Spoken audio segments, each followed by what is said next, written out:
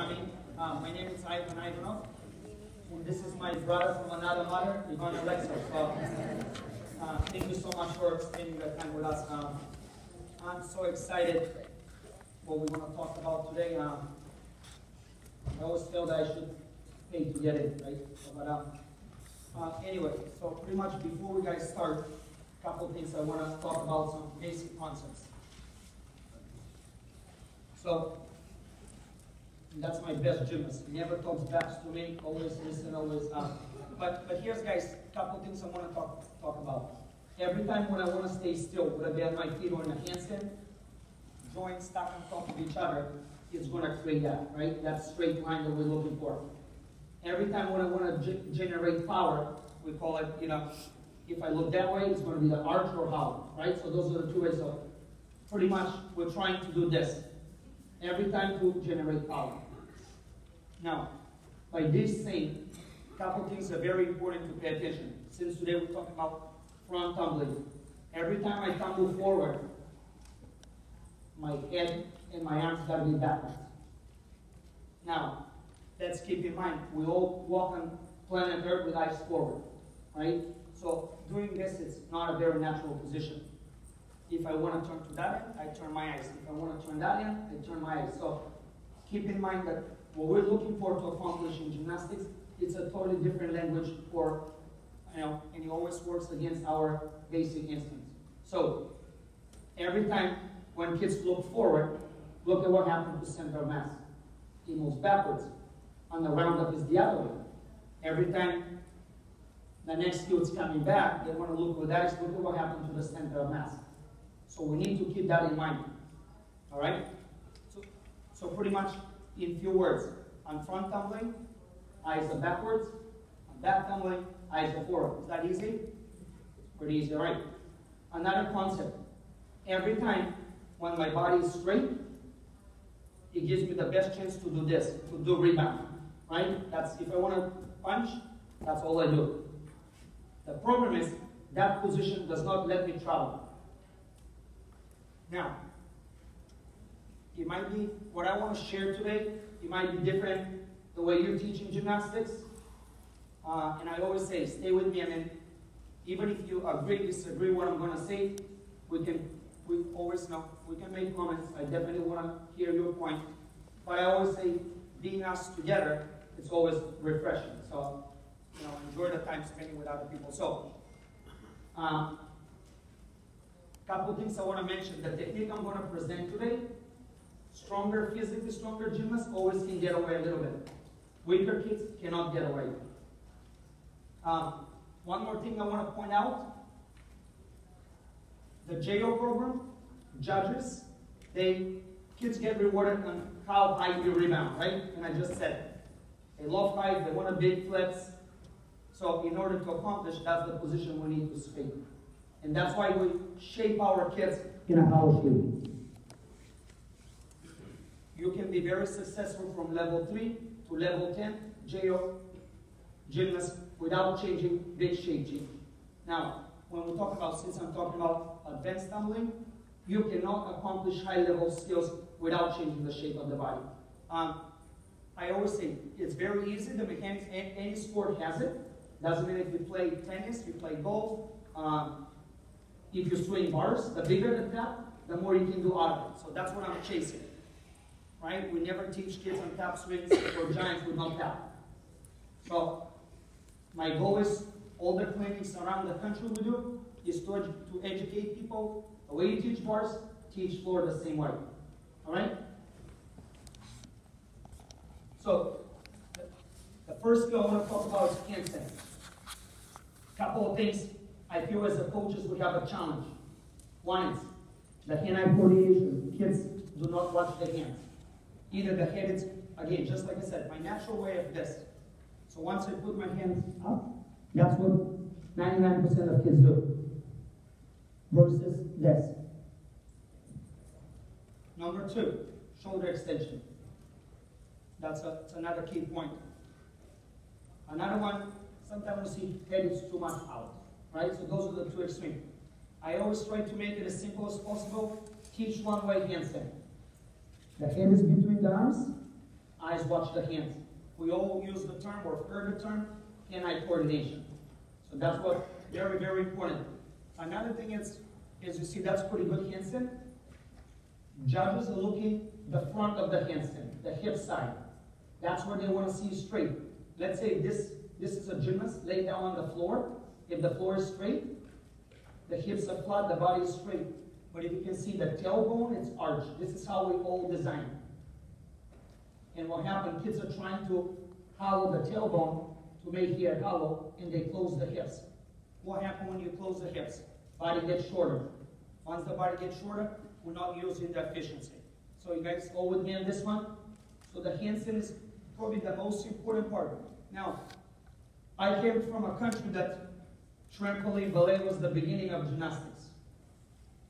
Here, unless you follow the elite world, you don't do ballet, you don't do trampoline, you don't do those stuff. So, another thing, usually our lower level kids are coached by not the best coaches in the gym. Which again, what we're going to get later on is going to make a big difference. So definitely, body shaping, body alignment, you're going to get this through ballet. It's very, very important. But again, as a coaches, our eyes get stuck at, we see good form and we think that's correct. So again, whoever's teaching lower level, please teach them to watch. I've seen so many gyms, kids stand up and look forward. Kids not watching the hands, shoulders down. So later on, that's, as we see, our lecture is going to make a big payoffs if you do this correctly. So we'll continue. The next skill I want to talk about is head spring. Now, in the boys' world, that's one of the basic skills we learn. Girls' work, unfortunately, is not. And what the head spring does, it teaches proper loading of the body. So, please, as you can see, go to bat, teach them tripod, teach them handstand. That's going to be the headstand. And then the next skill is going to be the limber.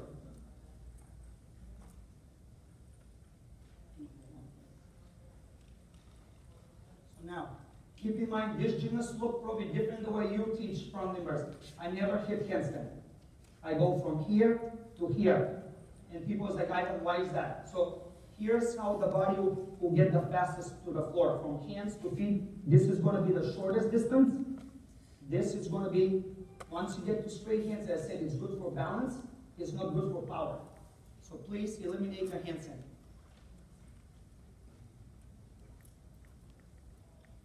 So from just like a head spring with straight arms.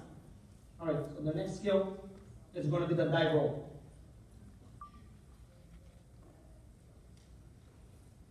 As you can see, I think shapes are great, but you can see her eyes are looking forward. I'm almost 50, another 7 years. But every time I do it, I finish with my eyes here. I don't do this. Right? So that's pretty clean, but that's the first time, guys. Again, let's go back to the gym room. Why you want to teach? Because this is a shape change skill. And in the JO program, unfortunately, there is no shape change skills. Until you do hope stops, when you do whips, things like that. All right, so the next skill. And obviously, this is a good connection. It's something, for the kids to be working. All right, the next slide I want to talk about is the important stuff that's coming. We want to pretty much get a front handspring, bounded, front nail. Those are the 3 skills that if you don't have those ones, high level front tumbler, it's going to be impossible. And that's, all right, so this is pretty much the handspring we all teach at level 4. Right? So, now, why do we teach that handspring? Because at level 4, level 5, the final phase is a rebound, right? We want to stick it, we want to go to mids, our kids to look good. Also, straight line is a safety. So every time when a gymnast wants to stop, from whatever shape they're doing, they have to come straight. In order to get straight, you need to create, just like a vault, you need to create an angle where your support is in front of the body, right? If I want to run towards him without touching him, I got to stop this way. So that's why you're all teaching level 4, handspring rebound. Now, every time when you want to finish straight, you need to block to the shoulders, right? When we teach vault, we tell the kids, usually the little ones, they bend their elbows, they have a limbers. In fact, I don't know how many guys go in the Ben Baker vault, but an optional vault, the arm bend is necessary. Just like on handspring. Arms up, we'll talk about the two different ways we can teach handspring, but the block is the worst one. Now, another thing I want to kind of go back to the laws of motion and planet Earth. Every time you go down with your hips, you want to load the equipment. Every time you go up with your hips, you want to go away so there's no body weight into the floor, tumble truck, whatever service we have. So this to me, I know, use it as a level 4, 5, and then I see coaches continue level 7, level 8.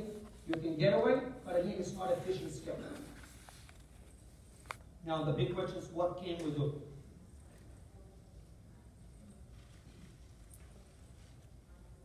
Now, I always blame the beam coaches on this one. But also we do that level 3 on floor, guys. So what I mean levers, that's the word I use. I'm talking about from here, when you start teaching handstand from here. Just like on beam, like on floor. So why is this not good? Couple things are happening. Every time when the body rotates straight, this becomes a bigger circle, right? This is a smaller circle, bigger circle. And we all know by the laws of physics, the bigger the circle, the slower, the more time it takes to complete a circle, right? If you like running in a big stadium, if you do a big lap, it will be taking more time than a small lap. So that's why, that's number one.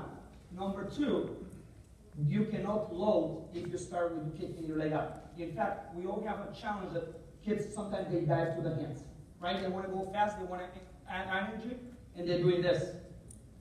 Versus, let's talk about credit to beam coaches, front arrows.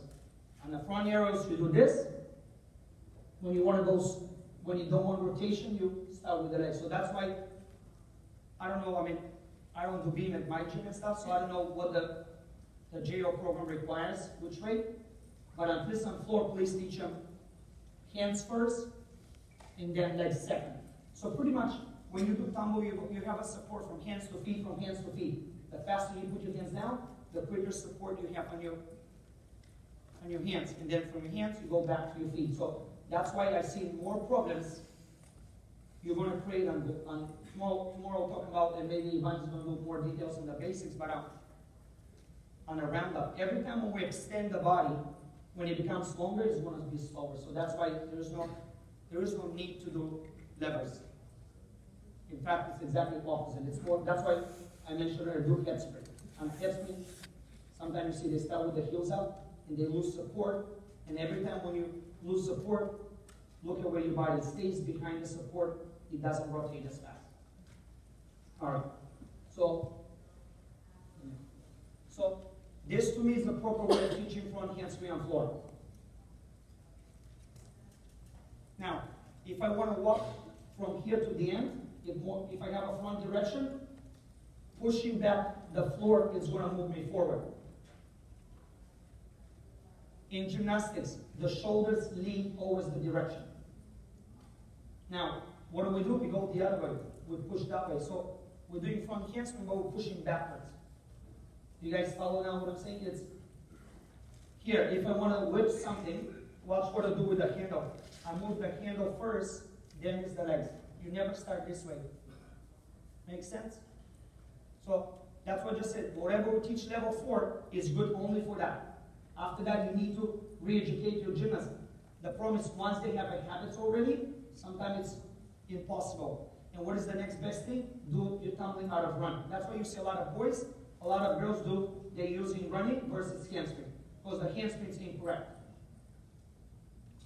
My advice, they're like, Ivan, what you do? Teach this, then adjust it to level 4. And do you want to win level 4? Do you want to have a straight A student at second grade or in high school? Right? Do you want to be a gymnast or a coach that produces great level 4s and bad optionals? Or you want to look at for the long run? So that's choice that we all got to make decision. So we're going to spend time a little bit on the handspring through leaning forward with the shoulders. So you guys feel how the punch is a reaction now? It's not an action anymore? I think we teach the kids to do too much of this versus what can you do so the punch, it happens automatically. And you saw the video first when the kid blocked up, how the body goes away, the weight is away, so there's no compression after that. Versus by leaning forward, you see how the punch is happening.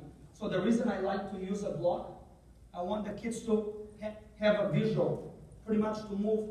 As you can see, her arms are in front of the block. I want to move the eyes in front, forward, or the shoulders. Something has to go that direction so I can delay the kick. Right, you guys follow?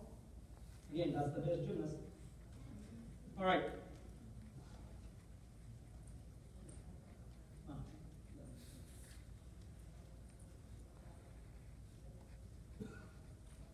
Now, make him spot this at the end too. As I said earlier, the longer the head is back, the more the hips will travel forward. That's what I'm talking about. The more this is backwards, look at the block, the more weight is going to go forward.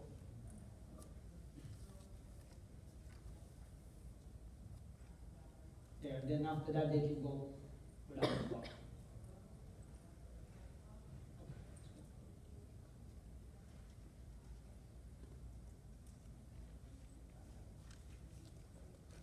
So I kind of like this group because as a coach, my challenge is how can I do one skill and to fix few things versus to do 10 drills to fix one skill.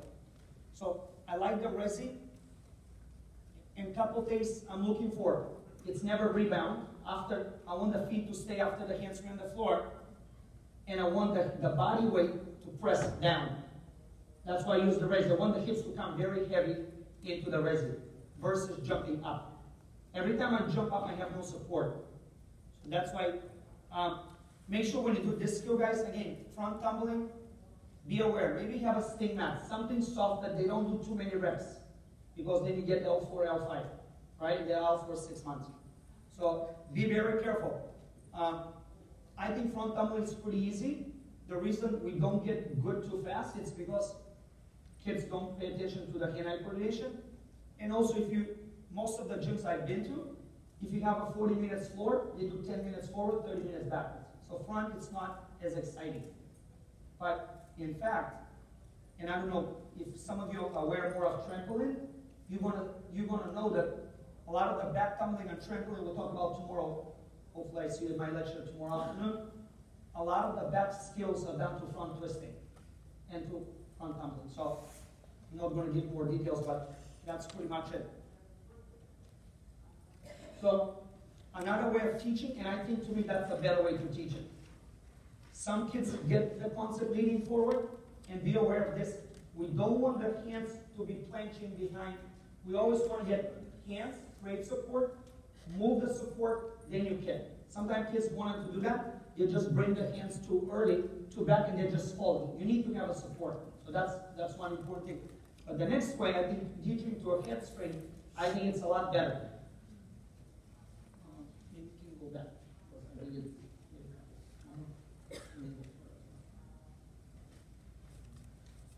I think that's a better way to teach it. Teach a long jump, head spring, long jump, step out, head spring, long jump, head spring, halfway arms bend. Again, because by doing a head spring, we talked about earlier, we teach them how the body to go towards the floor in order to push from the floor. If you look at the better front tumblers, like Brenda, that was one of the good ones, she puts arms wider and they always bend this way. While we're loading, we're not pushing against it, we're getting towards the floor. How many guys are with me on this one? I mean, I know I have an intelligent crowd, but make sure that I really want you guys to understand this. So pretty much, every time I want to kind of do few small concepts. Every time when you want height, push to the shoulders. Every time when loading, use the elbows. But again, I know I see a few judges here, but if this is level 4, they'll get deduction, right? So that's why we need to do both. Again, especially those days teaching kids, it's even harder, right? So I want to protect what you're working for, but again, knowing that you're working against laws of motion by blocking up. All right, so before we move on, I think those are the two concepts I want to talk about. So either have a shoulder lean forward to do leg tap, or get it to the floor to push. Because every time when the arm's bent, it allows the body to get in front of the support, and then you push. All right, the next will be the bounder. So, pike jump to handstand. Why do we teach pike? I know a lot of people teach round. Again, the range of motion from a hollow, it's much more than from a pike. So that's why when we do drills, I want to exaggerate. Now, it is the old technique that when we try to the kids to reach forward.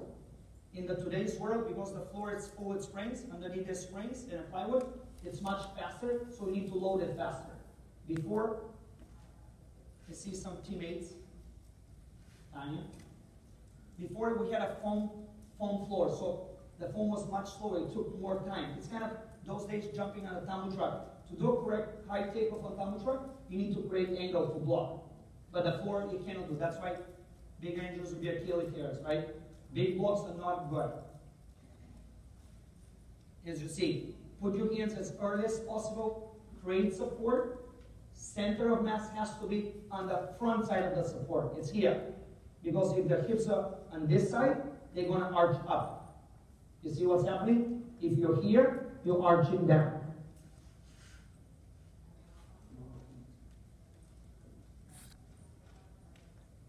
So that's pretty much what the bounder is.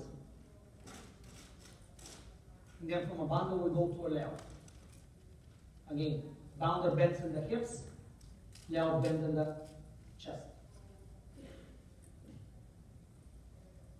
The next step, bounders. When you guys do bounders again, the natural way of the gymnast to do bounder to straight jump up. Every time when you want to go up, you're going to stop. I wanted to do bounder, they over rotate, they lose the jump forward.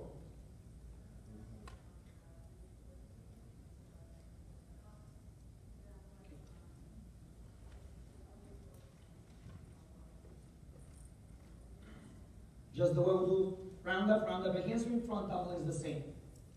Now, keep in mind, key skill, do not make your first